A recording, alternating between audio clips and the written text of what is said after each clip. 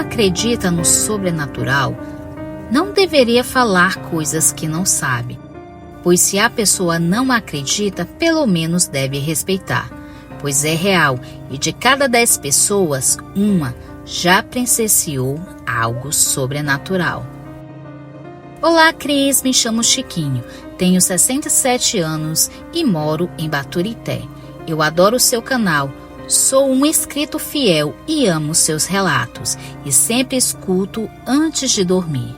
Hoje é minha vez de contar algo sobrenatural que aconteceu com parentes da minha família e por causa de um vídeo que vi em seu canal, aquele que você gravou na capela da Dona Nina, resolvi então contar as minhas histórias sobrenaturais relacionadas àquele local. Eu e minha família sempre moramos aqui na cidade de Baturité. E desde que eu me entendo por gente, ouço histórias de visagens e assombrações aqui na Serra e região. Minha mãe Josefa relata em uma conversa de família um acontecimento que ocorreu na nossa cidade, quando ela era apenas uma mocinha, nem conhecia meu pai ainda. Ela me contou que uma certa vez houve um falecimento inesperado em nossa cidade, de uma senhora muito distinta e elegante. Ela estava hospedada no patronato da Nossa Senhora da Conceição, em uma missão religiosa que não sei dizer qual é. Ela passeava pelas proximidades do sítio Arvoredo, junto à sua filha e algumas alunas do patronato. Foi quando de repente começou a se sentir mal. E do nada foi desfalecendo rapidamente, sem sequer dar tempo de pedir ajuda para socorrê-la. As moças que estavam com ela se desesperaram, juntamente com sua filha. E quando a ajuda chegou, era tarde demais. Ela já tinha partido. Seu esposo, comendador Ananias Arruda, ficou inconsolável com a perda de sua amada esposa. A dor da sua alma era inconsolável. Dona Nina tinha apenas 45 anos e era bem conhecida na região por suas benfeitorias. Houve uma grande comoção na nossa cidade por causa do seu falecimento. A data da sua partida foi no dia 19 de 1 de 1941 e foi sepultada 2 dias depois no cemitério de Baturité. Logo após o enterro, seu Ananias fez o trajeto que sua amada fez. Ao visitar o local da sua partida, ele resolveu fazer uma capela em homenagem à sua amada esposa, como forma de homenagear o seu grande amor. Você me pergunta, por que eu estou contando esses detalhes? Bom, Cris e amigos, é porque vai fazer todo o sentido para que vocês entendam melhor os fatos que narrarei a seguir.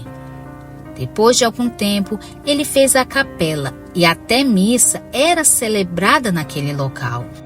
E a sua inauguração foi muita gente para a missa, inclusive minha mãe foi com alguns parentes e amigos. Minha mãe relatou que coisas estranhas aconteceram naquela capela e que muitos já tinham visto coisas de visagens por ali. Certa vez minha mãe estava na casa de uma tia, quando o tio dela estava contando uma história extraordinária, de tão inacreditável que era. Ele relatou que tinha saído pela madrugada, indo em direção à serra, lá para as bandas do Pacoti, pois ele tinha um serviço de pedreiro para fazer. E como ele não tinha bicicleta, ele teve que ir a pé mesmo.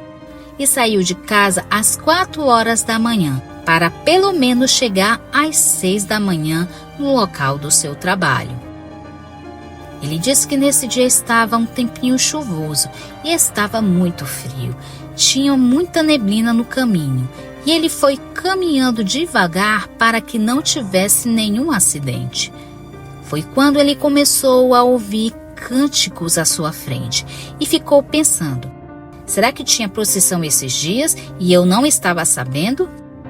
Ele então apressou os passos para tentar acompanhar os devotos. Foi quando ele conseguiu chegar mais ou menos perto da multidão e ele ficou ali no final da procissão, pois não queria atrapalhar o cortejo. Ele relatou que o ambiente parecia ter baixado mais a temperatura, fazendo com que ele batesse os dentes de tanto frio. Aquelas pessoas pareciam ser muito estranhas, vestiam uma espécie de túnica branca e levavam nas mãos uma vela de 7º dia acesas. Ele apertava os olhos para ver se reconhecia alguém, só que ele não conseguiu enxergar ninguém conhecido e era muito estranho, porque era um local pequeno e todos se conheciam. Ele já tinha começado a se arrepender de ter acompanhado aquelas pessoas, pois aquilo não era algo normal para a região. As canções que a procissão cantava, ele dizia ter nunca escutado tais melodias. As vozes das pessoas pareciam ter ecos e enchia o ambiente de medo. O local que tudo isso aconteceu foi na subida da serra, sem muitas casas à beira da estrada, cercado de matas dos dois lados, um intenso nevoeiro, e a única iluminação era das velas que vinham da multidão, fora o frio enorme que ele estava sentindo. Ele começou a rezar em voz baixa, pois ele tinha certeza que aquilo não era coisa desse mundo, e foi caminhando atrás da procissão, mantendo uma certa distância. O tio José disse que quando chegou na capela da Dona Ninha, todos da procissão ficaram parados ali na frente, sem esboçar nenhuma reação. Simplesmente ficaram parados ali, no meio da estrada, olhando em direção à capela. A capela estava toda iluminada por dentro, como se tivesse várias velas acesas no local. Tio José ficou ali, olhando aquela cena bizarra, por mais ou menos uns 15 minutos, esperando que aquelas pessoas saíssem do caminho para ele passar. Já era por volta de 5h30 da manhã, e ele disse que não teve coragem de passar por aquela multidão, pois tinha certeza que aquelas pessoas eram assombrações. As vestimentas eram diferentes, não tinham expressão nenhuma. Não conversavam entre si e tinham um olhar sem vida. Aquilo era realmente assustador. Foi quando de repente um galo cantou e ele olhou para trás, desviando o olhar por um segundo da multidão. Quando ele voltou a olhar para sua frente, ele ficou sem ar. Seu corpo congelou e quase teve um troço ali mesmo. Pois no lugar onde estavam as pessoas, ali em frente à capela no meio da estrada, ele só pôde ver uma intensa neblina, que mal dava para enxergar 1 metro de distância. A capela estava toda escura e fechada. Não tinha como aquelas pessoas ter sumido tão rápido, e muito menos a capela estar deserta. Ele conta que congelou até a alma e que um arrepio terrível passou pelo seu corpo e que não conseguiu mexer um músculo de tanto pavor, pois ele tinha se assombrado. Depois de alguns minutos, o dia foi clareando cada vez mais e seus movimentos foi voltando. Já era mais de 6 da manhã e já estava tudo claro, apesar do tempo chuvoso. Então o tio João voltou a se mexer e passou por frente da capela. E ele fez a besteira de olhar para dentro da mesma. E ali ele pôde ver várias pessoas de branco com as velas nas mãos. O tio Zé saiu correndo dali feito um condenado. Depois disso, ele nunca mais passou ali pela noite ou pela manhã cedinho. Ele só passava ali depois das 6 da manhã e antes das 6 da noite. Eu tenho muito mais histórias sobre esse local onde está essa capela. Se os amigos inscritos quiserem que eu traga mais histórias da minha família e amigos, peço que deixe nos comentários, pois eu enviarei para a Cris, para que na voz dela seja narrada as histórias de assombração da capela. Agradeço a Cris pelo espaço cedido e ter a oportunidade de contar minhas histórias sobrenaturais. Muito obrigada por tudo e boa noite.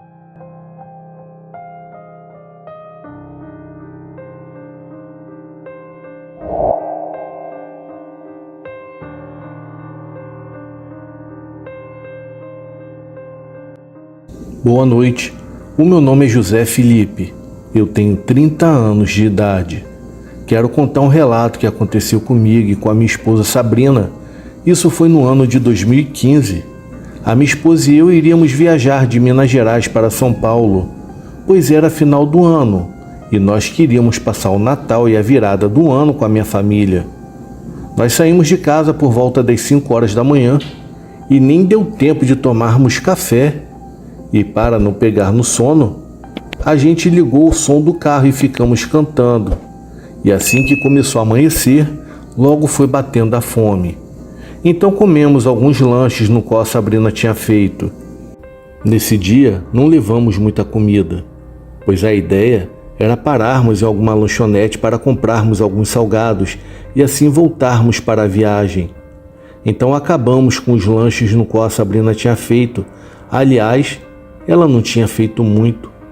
Quando deu por volta das 7 horas da manhã, Sabrina e eu decidimos então pararmos em algum hotel para dormirmos um pouco, pois tínhamos passado a noite em claro de tão ansiosos que nós estávamos para viajar, pois já se fazia muito tempo que eu não me encontrava com toda a minha família. Então ficamos acordados até as 5 horas da manhã para viajar. Paramos num hotel, pagamos um quarto para a gente e dormimos até as 18 horas e em seguida voltamos para a viagem. Eu queria descansar bem para não correr o risco de dormir no volante e assim sofrer algum acidente. Então voltamos para a viagem. A fome e a sede já foi batendo. A gente não tinha comido nada no hotel, pois as coisas lá eram bem caras. Quando era por volta de umas 21 horas, vimos uma lanchonete de beira de estrada. A lanchonete aparentava estar aberta, então encostamos o carro e entramos logo em seguida na lanchonete. Não havia ninguém além de um atendente. Quando fomos na bancada fazer o nosso pedido, o atendente, com um olhar triste, só anotou o nosso pedido e não disse nada. Fomos nos sentar em uma mesa, até que uma senhora chegou e se sentou junto com a gente, sem nem ter pedido. Perguntamos se estava tudo bem e ela ficou calada. Para não parecer um mal educado, eu acabei deixando ela ficar com a gente, até que o nosso lanche chegou. Ele estava bem frio, mas na fome que a minha esposa e eu estávamos, não podíamos reclamar de nada. Assim que acabamos e fomos pagar, o atendente pegou o dinheiro e devolveu logo em seguida para a gente e sem falar nada. Eu achei bem estranho e falei: "Toma, esse dinheiro é do nosso lanche. Eu estou com pressa, pois a minha esposa e eu precisamos seguir com a viagem, amigo." Mesmo assim, ele continuou recusando o dinheiro e sem falar nada. Eu já estava brabo com toda aquela situação, então eu falei: "Olha, amigo, eu estou tentando pagar o meu lanche e já que você fica recusando o dinheiro, então eu vou embora sem pagar." E assim eu fui. Eu estava bem nervoso, então a Sabrina ficou tentando me acalmar. Quando a Sabrina e eu íamos embora, a senhorinha levantou e disse: "Tomem muito cuidado nessas estradas, pois vai acontecer um acidente com 2 caminhões bem grandes." Eu, já sem paciência, falei para ela ir para um asilo, que lá eles podiam cuidar da loucura dela. Então Sabrina e eu fomos embora. Só que quando entramos no nosso carro e olhamos para a lanchonete, ela estava fechada. A minha esposa e eu achamos bem estranho, então voltamos lá para ver melhor, só para garantir que não estávamos enganados. E quando chegamos em frente à tal lanchonete, realmente ela parecia estar abandonada por anos. Ela estava fechada. Lá dentro não haviam mesas e estava tudo velho, caindo aos pedaços. E a senhorinha que se sentou com a gente simplesmente havia sumido. Então a minha esposa e eu ligamos o carro e vazamos de lá rapidamente. E logo no meio da estrada, infelizmente aconteceu o tal acidente entre os 2 caminhões no qual a senhora havia nos alertado. O acidente havia acabado de acontecer. Felizmente não houve nenhum óbito. A minha esposa e eu ficamos bem assustados com o ocorrido. Na época não contamos nada para ninguém. Aliás, ninguém iria acreditar na gente, não é mesmo? Hoje em dia, eu e minha esposa ainda estamos juntos. e sempre lembramos daquele dia. E hoje em dia eu penso, será que quando entramos naquela lanchonete, na verdade havíamos entrado no Sete Além e entramos em um mundo paralelo? Bom, só sei que depois dessa eu fiquei um bom tempo sem entrar nessas lanchonetes de beira de estrada. Pessoal, esse é o meu relato.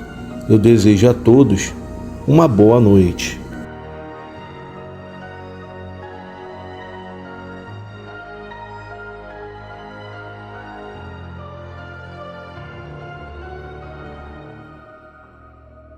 Muito obrigada pela sua presença. Se gostou do vídeo, deixe seu like. Se for novo por aqui, inscreva-se no nosso canal e assine o sino das notificações. Comente qual a sua cidade. Também aceitamos sugestões de vídeos. Se gosta do nosso trabalho e quiser nos ajudar, se torne membro ou dê um valeu. Também compartilhando os vídeos com seus amigos nos ajuda a alcançar mais pessoas.